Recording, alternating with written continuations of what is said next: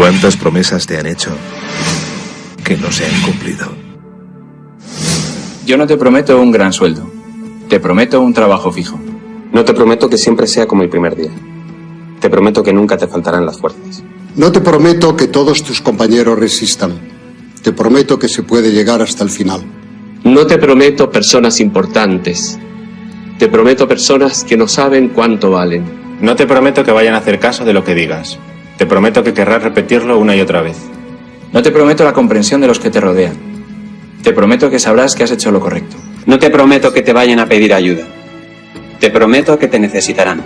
No te prometo una decisión fácil. Te prometo que nunca te arrepentirás. No te prometo un trabajo perfecto. Te prometo formar parte de un proyecto inolvidable. No te prometo que siempre vayas a obtener resultados. Te prometo que tu trabajo dará mucho fruto. No te prometo que vayas a tener grandes lujos. Te prometo que tu riqueza será eterna. No te prometo que siempre vayas a poder ser valiente. Te prometo que tu amor será más fuerte que el mío. No te prometo que puedas acabar con el dolor, el sufrimiento y la injusticia. Te prometo que estés donde estés, llevarás esperanza. No te prometo el reconocimiento del mundo. Te prometo una palabra eficaz. No te prometo seguridades humanas. Te prometo la certeza de que has sido elegido. Y te prometo que alimentarás al mundo.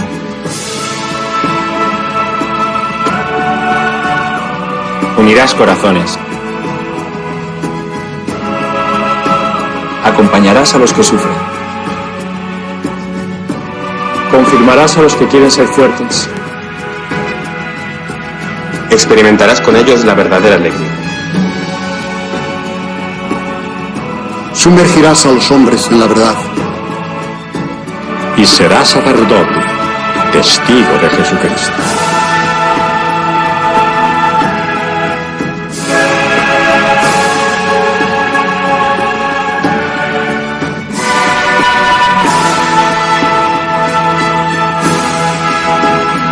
No te prometo una vida de aventuras.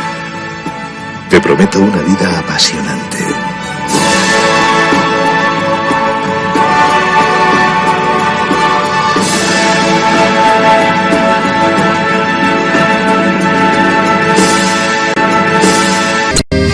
Jesucristo, Señor de la historia, que estuviste, estás y estarás.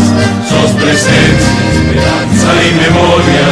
Sos el Dios de la vida hecho paz. Sos el mismo Jesús que estuviste junto al lago de Genesaret, y ante el hambre del pueblo exigiste, denle ustedes por Dios de comer. Quédate con nosotros, Jesús, que da miedo tanta oscuridad. No es posible morirse de hambre en la patria bendita del pan. Quédate con nosotros, Señor, que hace falta un nuevo Emaús. La propuesta será compartir como vos y en tu nombre, Jesús. Primitivo ritual de pastores, que fue luego banquete pascual, homenaje de nuestros mayores al Dios vivo de su libertad. Cena santa, signo y profecía, memorial de Jesús servidor, nueva alianza de la Eucaristía, que es misterio de fe y comunión. Quédate con nosotros, Jesús, que da miedo tanta oscuridad. No es posible morirse de hambre en la patria bendita del pan. Quédate con nosotros, Señor, que hace falta un nuevo Emaús. La propuesta será compartir como vos y en tu nombre, Jesús, Jesús.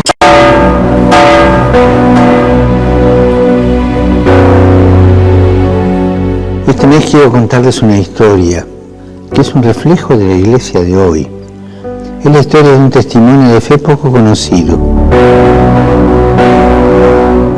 Visitando un campo de refugiados en Lesbos, un hombre me dijo: Padre, yo soy musulmán, mujer era cristiana. Llegaron los terroristas a nuestro país, nos miraron y nos preguntaron nuestra religión. Vieron a mi mujer con el crucifijo y le dijeron que lo tirara al suelo. Ella no lo hizo y la degollaron delante de mí. Histórico. Sé que él no tenía rencor. Se centraba en el ejemplo de amor de su mujer. Un amor a Cristo que la llevó a aceptar y ser leal hasta la muerte. Hermanos, hermanas, siempre habrá mártires entre nosotros. Es la señal de que vamos por el camino correcto. Una persona que sabe me decía que hay más mártires hoy que al inicio del cristianismo. El coraje de los mártires, el testimonio de los mártires es una bendición para todos. Oremos para que quienes en diversas partes del mundo arriesgan su vida por el Evangelio contagien a la Iglesia su valentía, su impulso misionero.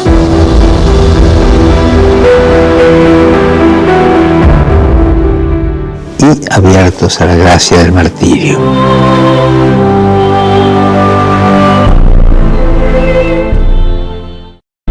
He sabido algo que me preocupa profundamente. Comprendo que lo guía una buena intención, pero me veo en la necesidad de llamarle la atención. Don Silvestre me mandó llamar para darme una queja.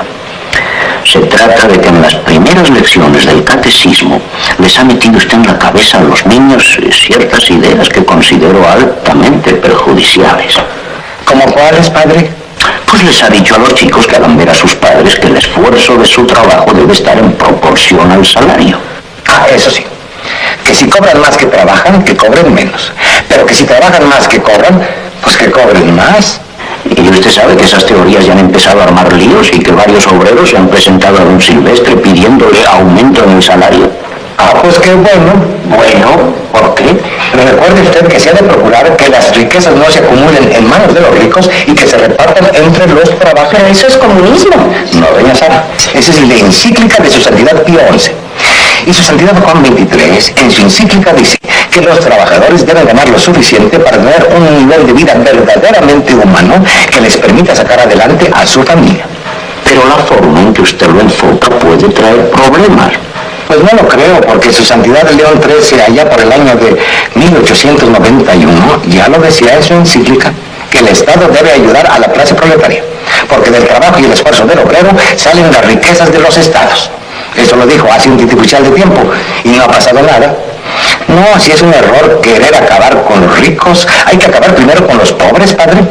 Eso no lo dice la encíclica. No, eso lo digo yo, porque acabando con la pobreza, pues habrá más equidad en el mundo.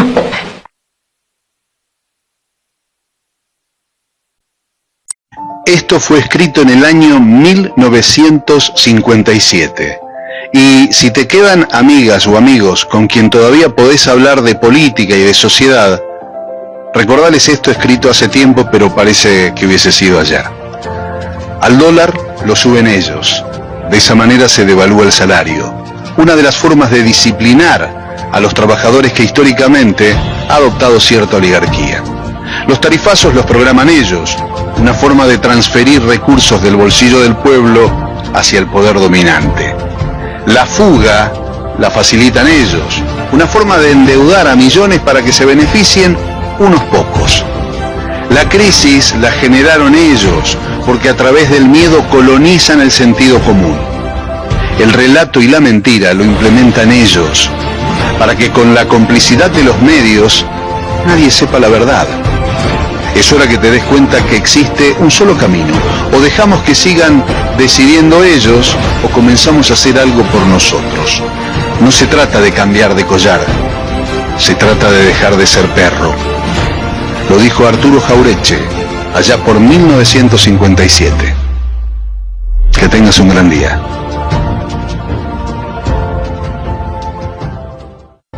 El peor analfabeto es el analfabeto político. No oye, no habla, no participa de los acontecimientos políticos. No sabe que el costo de la vida, el precio del poroto, del pan, de la harina, del vestido, del zapato y de los remedios dependen de decisiones políticas. enorgullece y ensancha el pecho diciendo que odia la política. No sabe que de su ignorancia política nace la prostituta, el menor abandonado y el peor de todos los bandidos, que es el político corrupto, mequetrefe y lacayo de las empresas nacionales y multinacionales.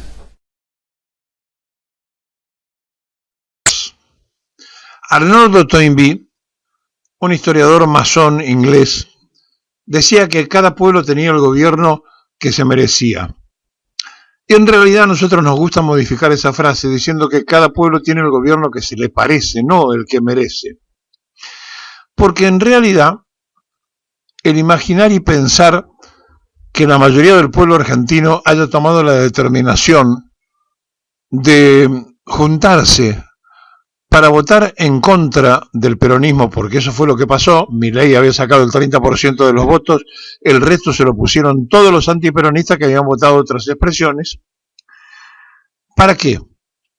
Para que no pudieran seguir gobernando los mismos que estaban. No importa si eran kirchneristas o si eran los de Fernández, que dijo que era socialdemócrata. Lo importante era que como se cantaba la marcha y como había cosas que por allí estaban vinculadas a la masa popular, había que votar en contra. Y Sergio Massa, que nunca dijo que fuera peronista, pero que era sostenido por una mayoría peronista, era el candidato que aparecía del otro lado. En realidad, una epopeya lo de Massa, porque siendo ministro de Economía del gobierno de Fernández, en plena crisis era el candidato y en la primera vuelta ganó las elecciones y la perdió por la componenda de la famosa idea de Lanusse de poner el sistema francés del balotaje de la segunda vuelta, que nunca el peronismo se molestó en cambiar, y entonces en esa segunda vuelta se juntaron todos los que habían perdido para vencerlo a Sergio Massa, que había sido el más votado en la primera vuelta. Ahora, los diputados se eligieron en la primera vuelta. Los senadores se eligieron en la primera vuelta. Por lo tanto, quiere decir que no es una consecuencia de una minoría, sino que tenemos una Cámara donde supuestamente representan la mayoría del voto ciudadano, pero votan exactamente al revés de lo que fueron elegidos. Y encima, todos juntos, los de todos los pensamientos políticos, le dieron amplios poderes al presidente, haciendo inexistente el Parlamento, porque el presidente, dado por senadores y diputados los amplios poderes, puede hacer y deshacer a su antojo lo que el Parlamento haya hecho, y si no le gusta, lo veta y hace algo a su propio gusto. Es decir, se autocalificaron como que no son necesarios, dándole un poder al presidente que está por encima de lo parlamentario. En esta Argentina de las confusiones, donde ni siquiera se vela por lo que se debe representar, qué difícil que es decir, bueno, se va a votar de una forma o de otra porque fueron elegidos por un pensamiento determinado. No, no. Van a votar como se les ocurra. Y entonces apareció una legisladora que cambió su voto por una embajada en la UNESCO. Cambió un sueldo de 7 millones por 17 millones. Nada tonta. Cambió su voto por una rotonda. ¿Escuchó bien? Dijo, yo quiero una rotonda y voto como ustedes me están pidiendo.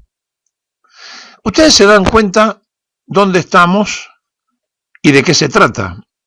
Y después, como si todo esto fuera poco, y de esto tenemos varias para contarle, como si todo esto fuera poco, se autoproscribieron porque le entregaron amplios poderes al presidente que puede hacer y deshacer por encima de lo que el Parlamento haga. Entonces, ¿para qué le vamos a pagar los sueldos que le pagamos a diputados y senadores si están como cartón pintado? No existen. Ellos mismos aceptaron anularse dándole amplios poderes al presidente. Es una Argentina del toma y daca, y donde nadie defiende ni siquiera lo que le corresponde. Mal podemos los ciudadanos estar confiados que porque fueron elegidos por una determinada boleta van a votar conforme y según a lo que se dijo. Por lo tanto, lo que están logrando con esto es un tremendo desencanto en las masas populares, lo que hace que ya mucha gente no tenga ninguna voluntad de ir a votar, lo que pasó en la última elección donde muchos no fueron a votar porque no les gustaba el candidato, sobre todo en el peronismo, porque decían, porque Massa no es peronista y no tengo candidato peronista, no voy a ir a votar, y se quedaron en su casa.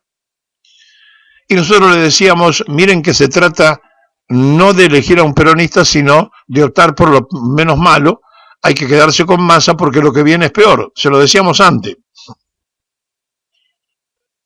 Finalmente, se pusieron de acuerdo todos en contra de la posibilidad de que el peronismo pudiera estar con una representación mayor. ¿Pero qué se votó? ¿En serio que los que se juntaron en la segunda vuelta coinciden con los de la primera? No, yo creo que no. Los peligrosos son los de la primera vuelta, los del 30%. ¿Saben por qué? Porque esos sí votaron directamente a alguien que ofrecía como única solución entrar a romper todo. Quiere decir que hay un 30% de la población argentina en edad de votar que está dispuesta a que para arreglar las cosas hay que destruir todo. Y entonces, es como en una guerra, cuando se rompe todo, después vienen las consecuencias. Hay que pagar la guerra y hay que arreglar lo que se rompió. Y acá pasa lo mismo. Han instalado a un destructor, él mismo se confesó destructor del Estado, y después va a haber que repararlo. Y esos mismos culpables de haber puesto al cachivache van a tener que con su propio sacrificio sostener lo que va a venir después como consecuencia del desastre que hoy se está haciendo. Pero en el mientras tanto, los salteadores del bosque, que son los mismos que empobrecieron al pueblo y endeudaron a la Argentina con el gobierno de Mauricio Macri y en todo gobierno que se preció de liberal, que son los mismos que en época radical llevaron a que de la Rúa se fuera en helicóptero y lleno de muertos, que son los mismos que sembraron el caos en la época de Alfonsín, cuando la gente tuvo que asaltar los supermercados porque no podía comer, esos mismos que se repiten en el gobierno, no tienen soluciones distintas. Porque con los mismos de siempre, dijo Milei un día, no se puede hacer nada diferente. Bueno, él puso a los mismos de siempre, por lo tanto no va a ser nada diferente, va a ser lo mismo que hicieron todos los liberales, que solamente sus proyectos cierran con represión.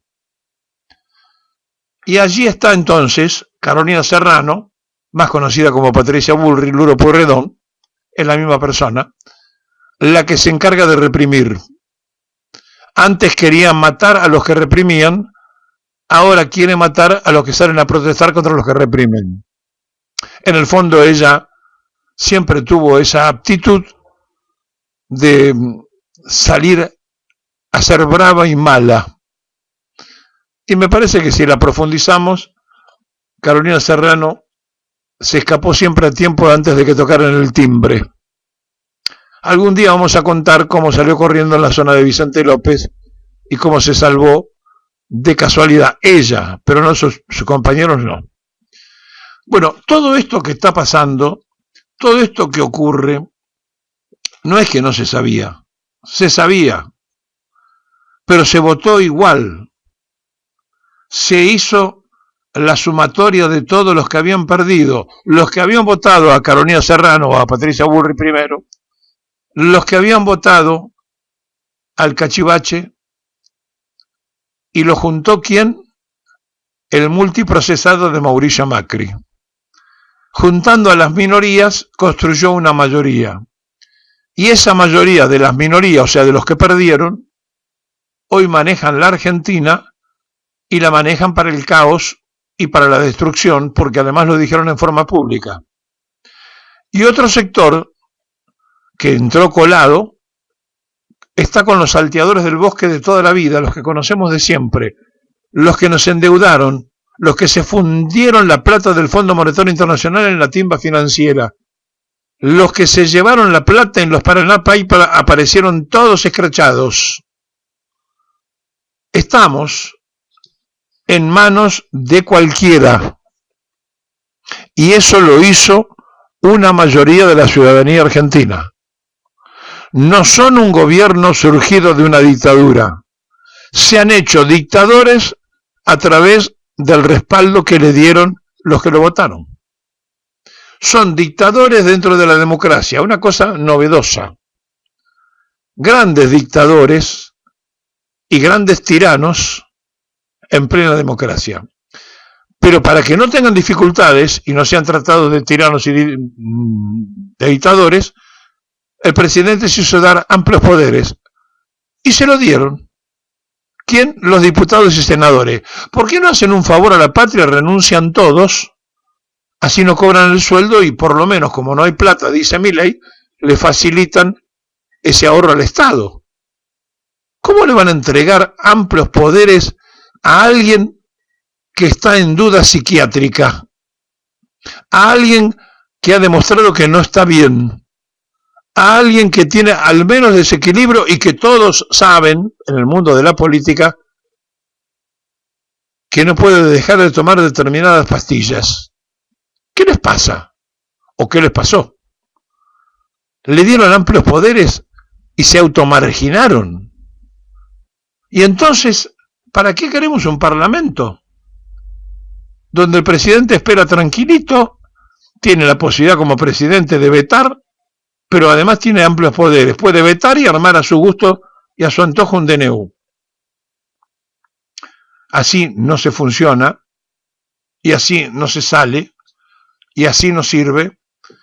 Y entonces viene la gran pregunta. ¿Y ahora qué? ¿Y cómo seguimos? ¿Y de qué se trata? Y alguno preguntó el otro día, ¿y qué hay que hacer? Ah, no.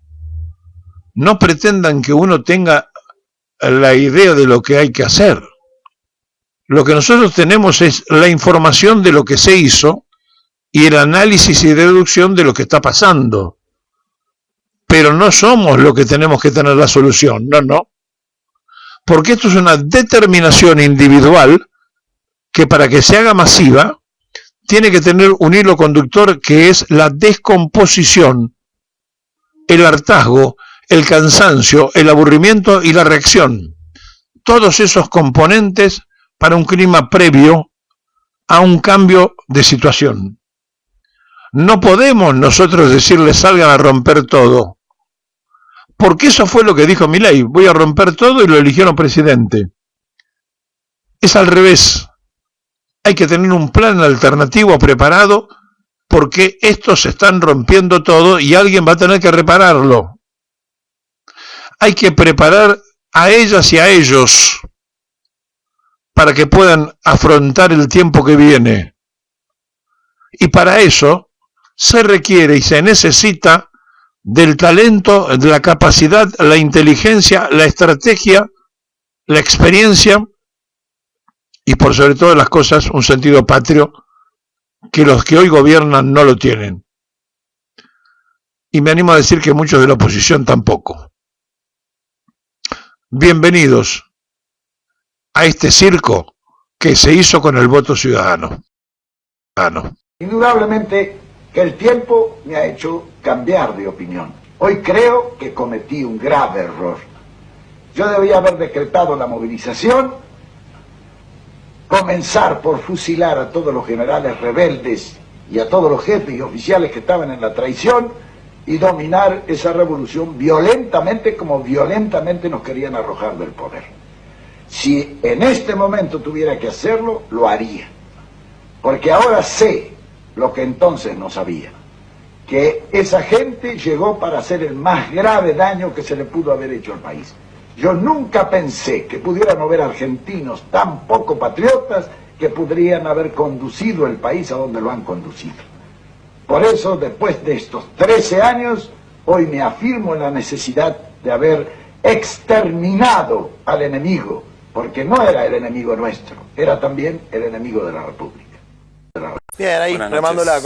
como todos los argentinos. ¿Qué dice de un momento de un país cuando una campaña de estas características? Porque, a ver, el hambre siempre es un problema, o la falencia en la alimentación de los pibes y las pibas de las infancias siempre es un problema en un país que nunca pudo desterrar niveles de pobreza dignos para una sociedad. Pero cuando tiene tanta centralidad...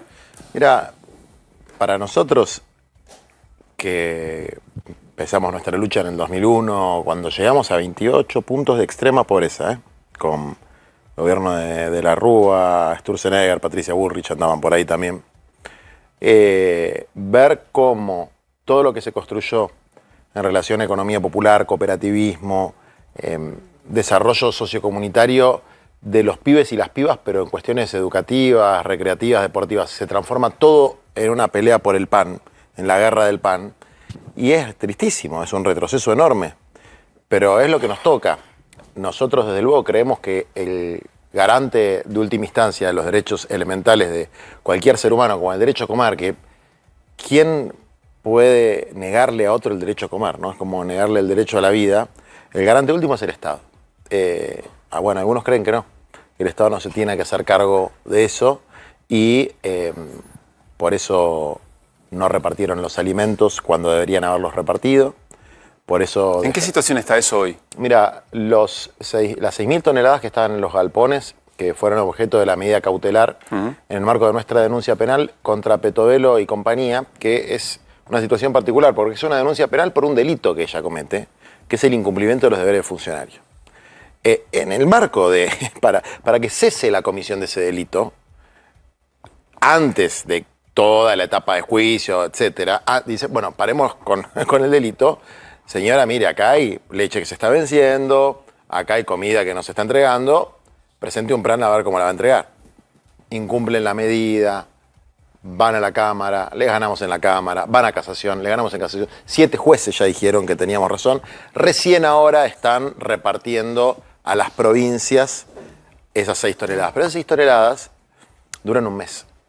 Es poco para el abastecimiento de los comedores. ¿Y el gobierno ya compró? ¿Volvió a hacer compras de En realidad, alimentos? La compra de alimentos para copiar en depósitos es un mecanismo tonto y que desde la pandemia se utiliza lo que se conoce como el Programa de Naciones Unidas para el Desarrollo, que fue el que abasteció por lo menos a los comedores de las asociaciones que yo represento como abogado. Y que ahora le cortaron el flujo a esas asociaciones sin ningún argumento jurídico, diciendo en los medios de comunicación que son chorros, que son corruptos, que esto, que lo otro, pero puntualmente las asociaciones que yo represento, que en general están vinculadas a un movimiento que en realidad es un grupo identitario, no tiene una estructura jurídica, que es el Movimiento de Trabajadores Excluidos, que yo cofundé en 2001, ahora presido un partido político, estoy en otra etapa de mi vida, pero lo sigo representando como abogado, sobre todo en situaciones de estas características.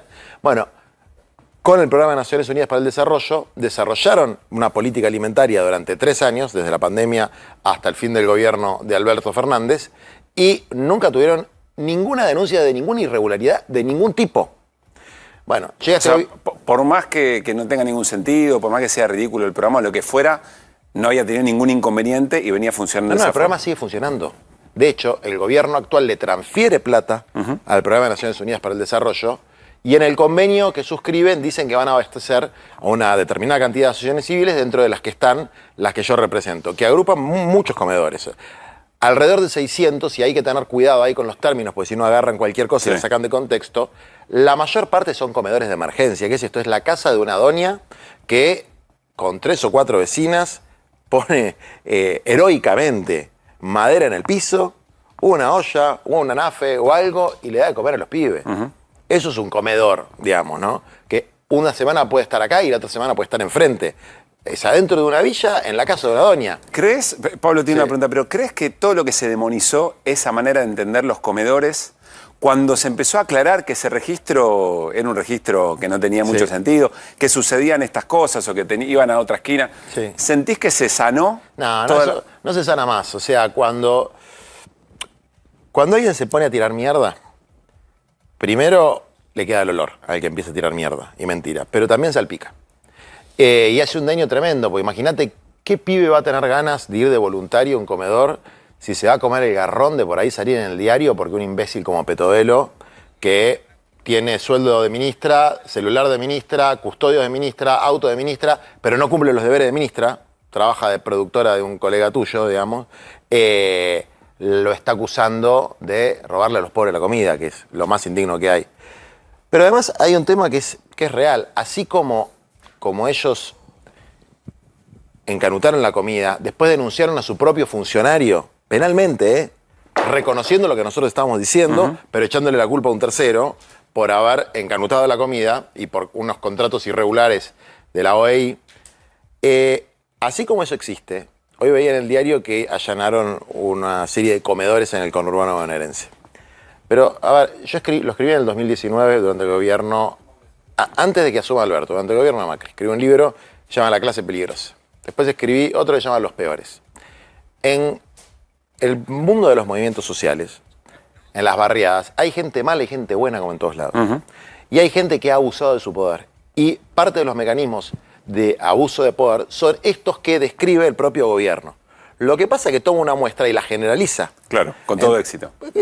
Exactamente. Entonces, a ver, quien te habla nunca... A mí me puedes dar vuelta y no me vas a encontrar un peso que no me lo haya ganado laburando. Y en el sector privado y en la Universidad de Buenos Aires. De ahí salen mis ingresos. Pero de esos 600 comedores de la red de movimiento, te lo diría con un margen de error del 1%, porque un margen de error hay, tampoco vas a encontrar a nadie haciendo esas cosas.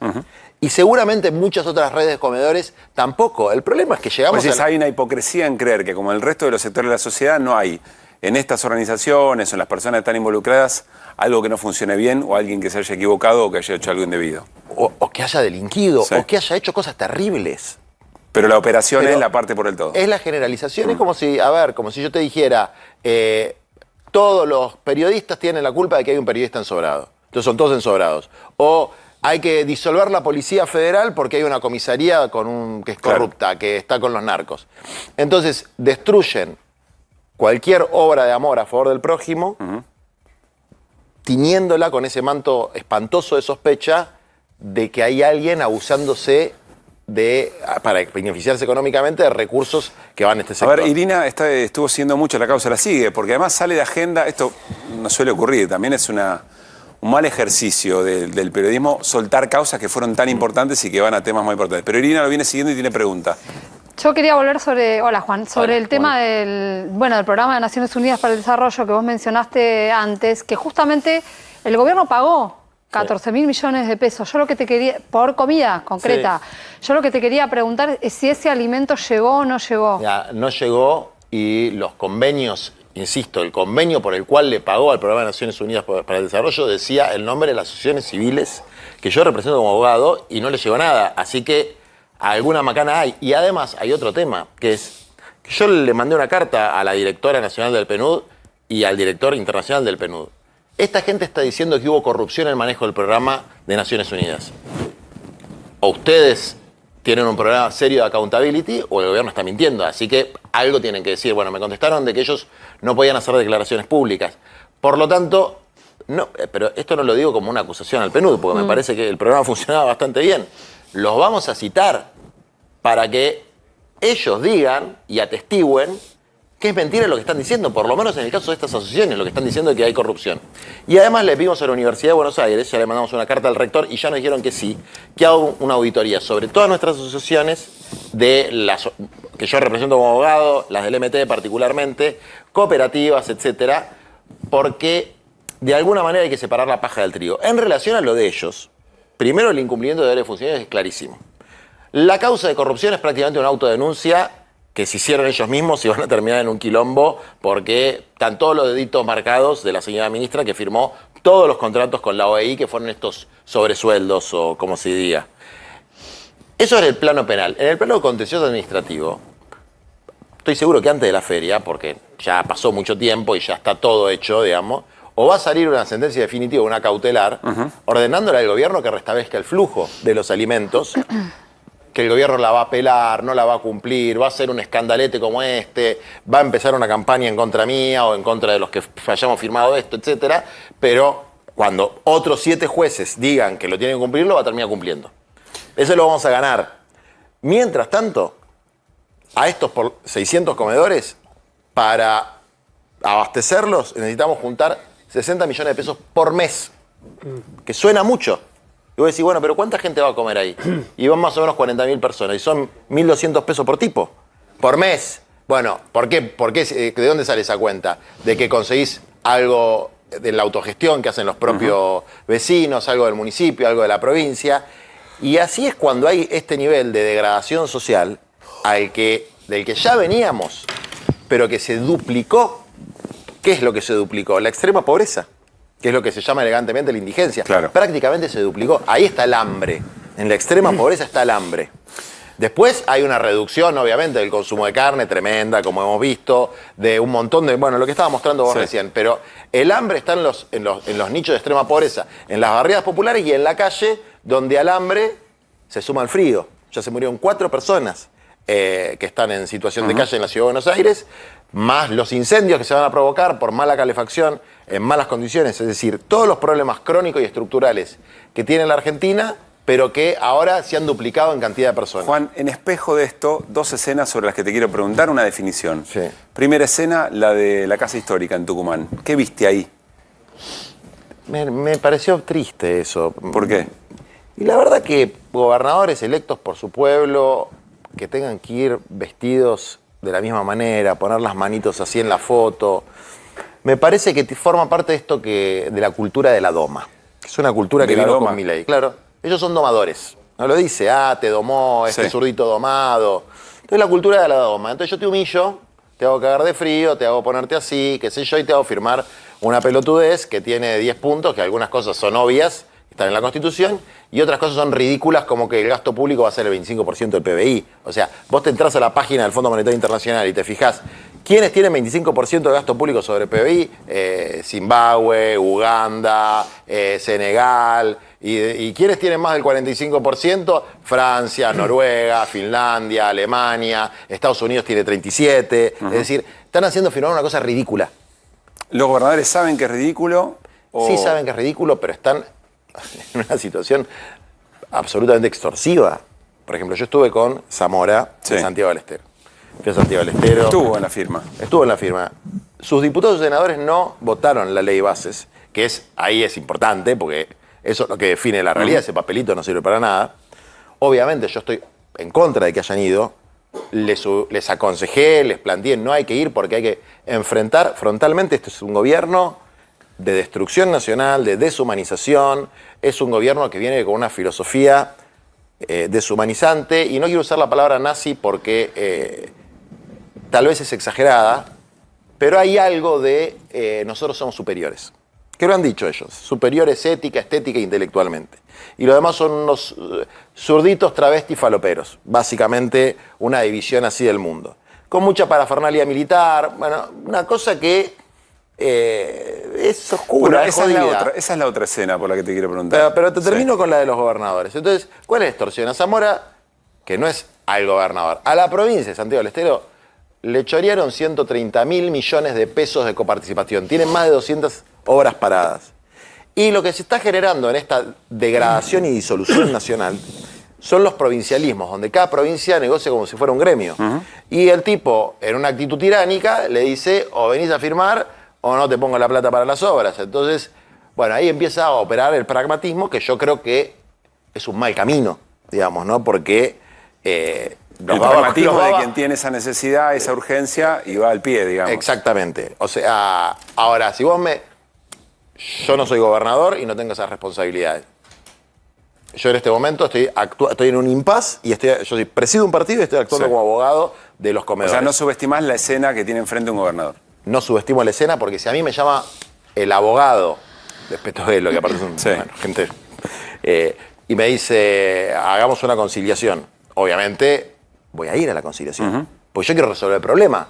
O sea, que Petovelo pague el daño que hizo, sí, esa es la causa penal. Bien. Pero mi principal objetivo es que los pibes coman. Entonces, si el objetivo del gobernador es que coma a su pueblo, yo lo entiendo. Ahora estamos en un juego de extorsiones donde no hay ninguna posibilidad, aunque te digan que sí, porque te van a decir que sí. No hay ninguna posibilidad. Por ejemplo, Yarlora es un tipo muy inteligente, vas a hablar ahora con Yarlora, que es un tipo no hay ninguna posibilidad que Yarlora estuviera convencido de lo que estaba firmando, que lo que está firmando el gasto público es bueno para el país. No hay ninguna posibilidad.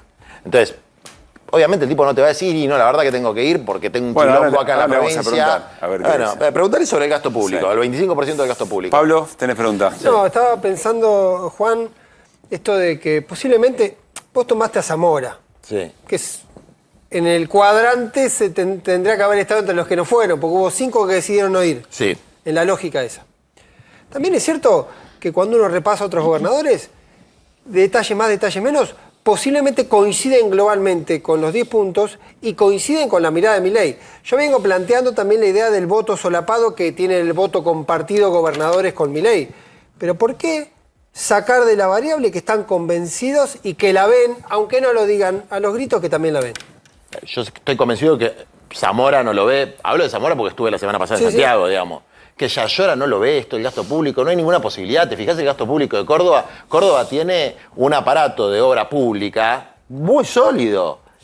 Santiago del Estero, a ver, yo iba en el 2002, 2003 a Santiago, era la miseria absoluta. Hoy vas a Santiago del Estero, hay buenas obras públicas, hay un desarrollo muy interesante desde el punto de vista de la infraestructura. Es decir, prosperó, entre comillas, durante, obviamente, sigue habiendo mucha pobreza, sigue habiendo mucha necesidad, pero no es lo que era antes. Entonces, nadie, en su sano juicio, puede creer que la República Argentina tiene que tener un 25% de gasto público sobre el PBI. No, digo que es también casi victimizarlo, decir que están extorsionados, gente grande. No victimizarlo, tipo que lo votó, hay una extorsión. Tipo que lo votó el 65% de la gente. Hay una extorsión sobre todos, hay una extorsión.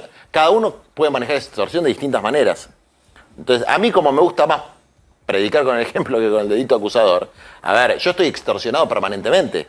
Yo sé que por cada cosa que digo va a venir el latigazo de una nota en La Nación Más, de una denuncia de algún denunciador serial, que son todas cosas que uno tiene el cuero duro, pero te rompe las bolas, le rompe las bolas a tu familia, joden a tus compañeros. Bueno, esa es nuestra posición, que es una orientación política de confrontar frontalmente con un gobierno porque creemos que es un gobierno que lleva a la disolución nacional. Ahora, ¿qué pasa? La diferencia que sí puede haber con algunos gobernadores es que no ven la cosa tan grave como la vemos nosotros. O sea, nosotros le damos una gravedad a lo que está sucediendo en la Argentina, una gravedad a lo que significa desde el punto de vista del peligro que corre la democracia social en Argentina y en Latinoamérica, una gravedad a que se naturalice que un trastornado de estas características sea el presidente de nuestro país, que otros tal vez no le dan. Entonces, somos consecuentes con lo que nosotros planteamos, tratamos de ser tolerantes con lo que plantean otros, y después, desde luego, también hay especuladores y lo que podríamos decir traidores, que son los que entraron por Unión por la Patria y le votaron las leyes, como Jaldo, que encima reprimió a la gente que se movilizaba pacíficamente en Tucumán. Ahora, Juan, ¿qué pasa con la oposición propiamente dicha? ¿Está la reacción a la altura de las circunstancias? Y si no, hay quien dice, bueno, hay que esperar que la sociedad termine de ser un poco más crítica. Hay quien dice, no, nosotros tenemos que hacer política para que eso ocurra. Hoy lo escuché a Leandro Santoro muy crudo. Dijo, bueno, la política no termina de reaccionar, pero la sociedad está como dormida, decía Leandro Santoro. Es como nosotros convocamos una marcha, pero van 4.000 personas, van 5.000 personas. Las dos cosas son ciertas. A ver, yo soy parte de la sociedad, soy parte de un pueblo, soy parte de un barrio, y en mi barrio se sufre lo mismo que se sufre en cualquier lado, en la carnicería, en la verdulería, en el almacén, y las cosas no explotan hacia afuera, implotan hacia adentro. Del barrio, entre los propios vecinos que se llevan mal, adentro de las familias, con la porquería esta de las apuestas online, con el aumento de las adicciones, o sea, hay una situación de depresión y de angustia muy grande. Es decir, no es que no pasa nada, lo que pasa es que pasa para adentro. También es cierto que la sociedad en su conjunto, de la que yo también soy parte y también tengo mi responsabilidad como dirigente y como ciudadano, los argentinos tenemos que replantearnos algunas cosas.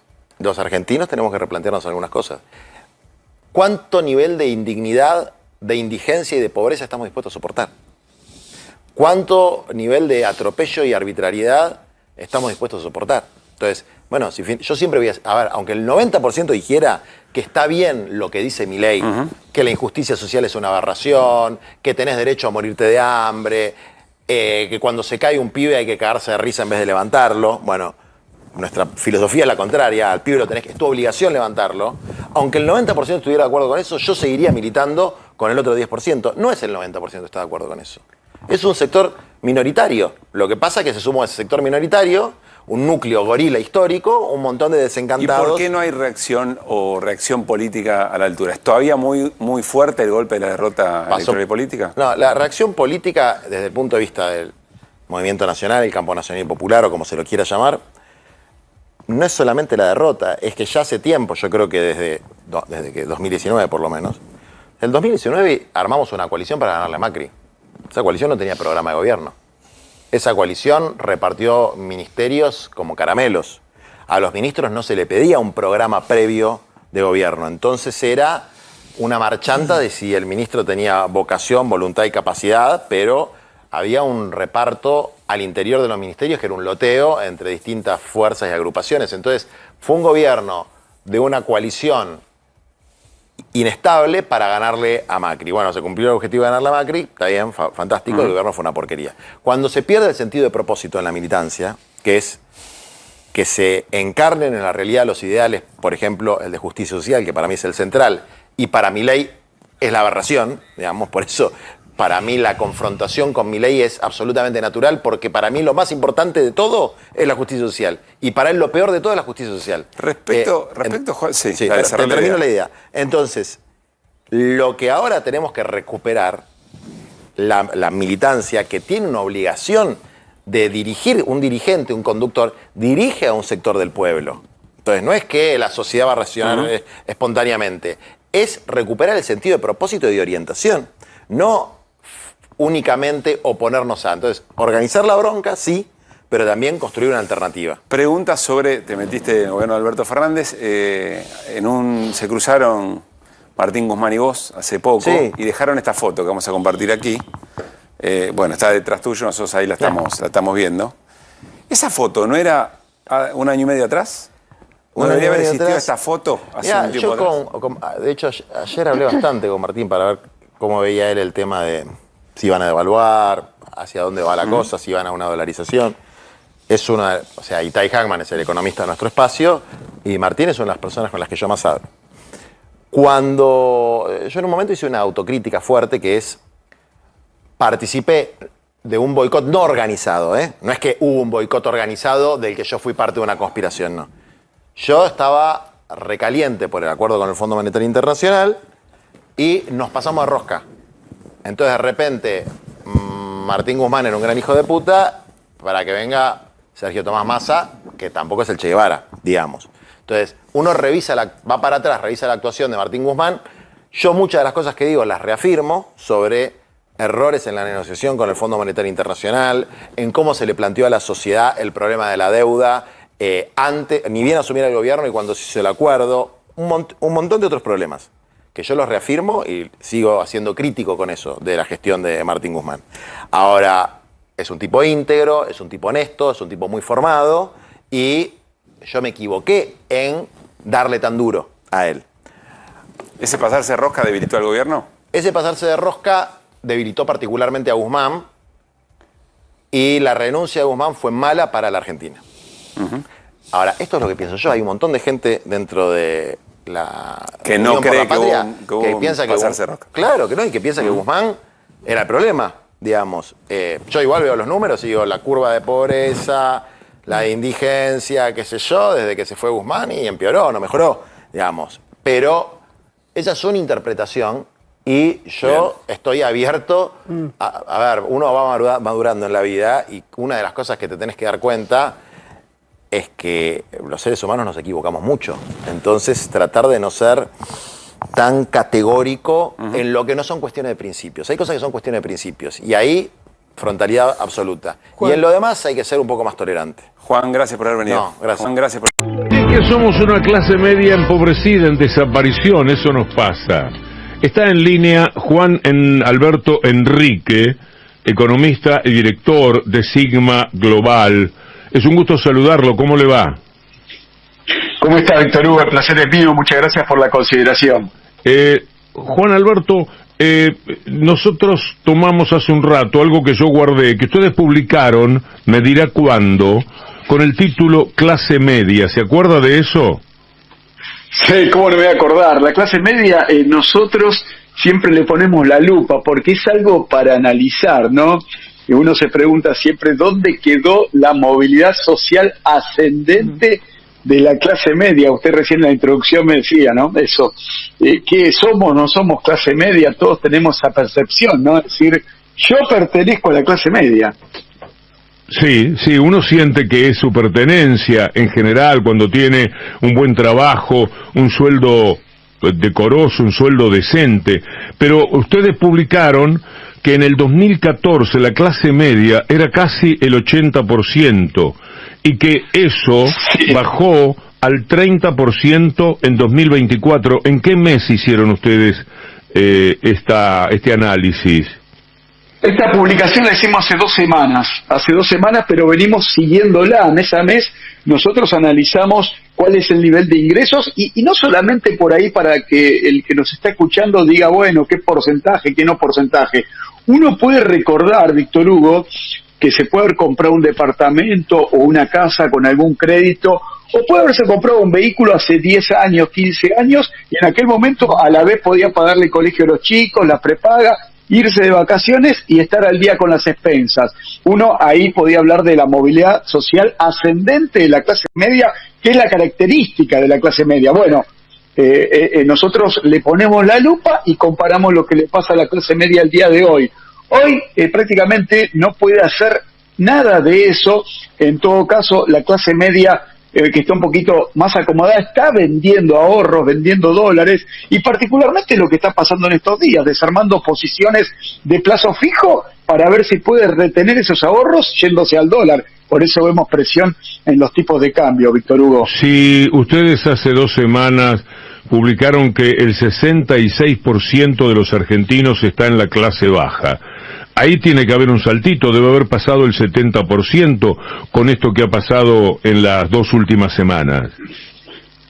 Efectivamente, Víctor Hugo, uno cuando habla depende también de la zona geográfica donde uno esté viviendo. Si es en la ciudad de Buenos Aires, esto se puede encarecer un poco más, porque ahí los costos son más elevados, teniendo en cuenta, Víctor Hugo, que 1/3 de la población de la ciudad de Buenos Aires es inquilina y golpea fuertemente en términos de tarifas y en términos de aumento de alquileres. Para que uno tenga el contexto, uno no puede hacer referencia a lo que va a pasar en las provincias, que ahí es distinto, pero en la ciudad de Buenos Aires, para ser clase media, escuche bien, Víctor Hugo, ahí en la mesa lo que están escuchando, prácticamente para decir yo pertenezco a la clase media y no encontrarte con un amigo a los 20 días que te diga, che, Víctor Hugo, mira el saco, no lo tenés roto. Bueno, estamos hablando de 3 millones de pesos, Víctor Hugo, para vivir en la ciudad de Buenos Aires y decir yo pertenezco, puedo irme de vacaciones, puedo ahorrar, puedo pagar la prepaga, pagarle el colegio, una familia tipo con 2 hijos en edad escolar. 3 millones se necesita para hacer una clase media tranqui. Ahora, Juan, el gobierno insiste en que estamos bien, porque tenemos superávit, porque la macro está cerrando. Entonces, ¿qué indicador tenemos que ver para ver cómo está la mayoría de la gente? Porque vemos el cuadro que menciona Víctor Hugo de la clase media y son 2 países distintos. Hoy estamos bien comparado con mañana. Cada día que pasa estamos un poquito peor y sobre todo si escuchamos al presidente. Ayer el presidente dijo, escuchá muy bien, el presidente dijo que el gran problema es la emisión monetaria. Cuando yo saque todos los billetes no van a subir los precios y tampoco va a subir el dólar. Bueno, una concepción errónea, cualquiera que es economista puede saber que eso no funciona así ni acá ni en ningún lugar del mundo. Bueno, eso que dijo ayer y lo que hizo el equipo económico de lanzar una nueva letra de fiscal de liquidación, una LEFI, eso es casi prácticamente comparado con una confiscación de depósitos, con lo que anunció el ministro Caputo hace un par de semanas. No quiero asustar a nadie, dicen, no, Juan, no podés tirar bomba. Bueno, al pan, al vino, vino. Si vos a los bancos le das un título sacándole las colocaciones en pesos, al pan, al vino, vino. Eso es una confiscación de depósitos que seguramente el mercado hoy lo va a leer muy mal, como lo leyó ayer. El dólar ayer tocó los 1.450 pesos, hoy puede tocar los 1.500. Enrique, una curiosidad extra por afuera de la línea de esta conversación tan interesante que usted nos está devolviendo. ¿Tiene idea por qué Milei dijo que el Banco Macro es golpista? No, bueno, no. Uno a veces no puede ponerse en el lugar de Milei. Yo lo conozco mucho, he debatido muchas veces con él y él siempre ha dicho, ha hecho referencias que no son explicables, ¿no? Y hablar de un banco en particular, y porque no le habrá gustado que el banco haya largado colocaciones en pesos, pases en pesos, y se haya volcado un activo dolarizado, algo que haría yo y algo que están haciendo muchos argentinos para cubrirse de este desastre económico que están haciendo. ¿Cómo es lo que se hace? Quiero entender. Es muy simple, Víctor Hugo. Cualquier persona o cualquier ente institucional que tenga colocación en pesos, llámese fondo común de inversión que pague renta fija en pesos, plazo fijo en pesos, y hoy agarra, ve que el equipo económico a los bancos le está calzando un papelito como el Bonex 89, que es esa nueva letra fiscal de liquidez, es un papelito como no era el Bonex 89, y dice, mira, le estamos dando un papelito, no vaya a hacer cosa que el banco se dé vuelta y me dé el papelito a mí en mi plazo fijo que actualizo todos los meses para poder vivir. Entonces, ¿qué hago yo? Agarro, digo, ese plazo fijo lo desarmo, voy y compro dólares en el financiero, en el contado con inflación o en el blue.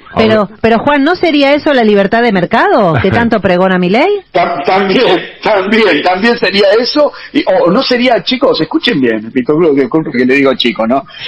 Habían propuesto dolarizar, cerrar el Banco Central, que todos cobremos en dólares, levantar el cepo al otro día. ¿Y dónde quedó toda esa promesa? Eso es lo que le tenemos que contar a la gente, que en realidad fue un engaño y están en la misma circunstancia que estamos todos los argentinos por la restricción externa, por la falta de dólares, y bueno, solamente que hay pocos dólares y se lo están llevando, se lo siguen llevando los amigos de ellos. Muchísimas gracias, Juan Alberto Enrique.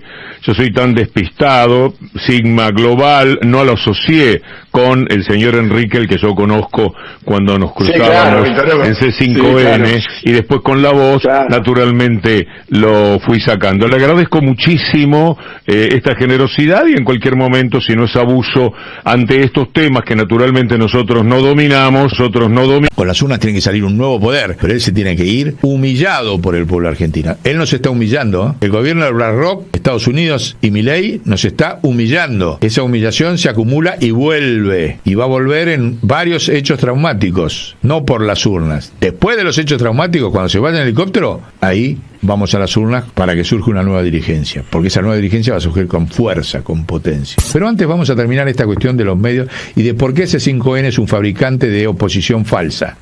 La que era productora de contenidos de C5N, le hicieron un reportaje que a ella la rajaron. ¿Saben la rajaron por qué? Porque arriba, como comisario político de la producción de contenidos de C5N, ella es la que editaba, vio como lo que editan los Zócalos o lo que dice esta noticia sale o no, pero arriba de eso hay un comisario político en los medios de comunicación. ¿Sabe quién controlaba los contenidos de C5N? La secta que acaba de nombrar embajador de la luz a Milei. Lo dice ella, no lo digo yo, ¿eh? Lo dice ella, no lo digo. El pueblo trabajador se está cansando. El pueblo humilde se está cansando. Basta de bravatas y de amenazas. No vaya a ser que nos enojamos y nos tomemos la justicia por nuestras propias manos. Entonces ya será tarde para lamentaciones. Entonces van a conocer lo que es un pueblo de paz y de concordia a lo que es un pueblo que lucha con una mística y un ideal como sea Perón, que es la causa del pueblo.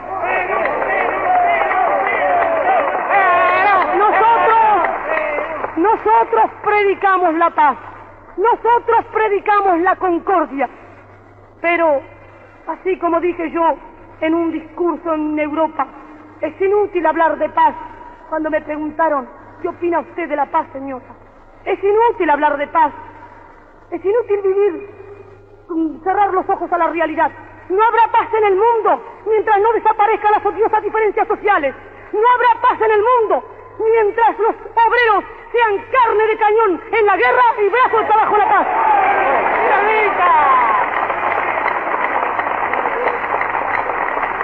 Y no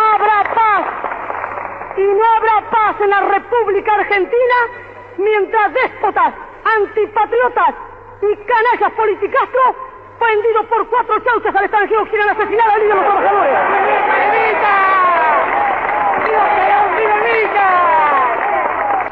La consigna de la hora, estar alerta. Cada descamisado ha de ser una célula pero una célula de la patria y no una célula del comunista que trabaja para Stalin.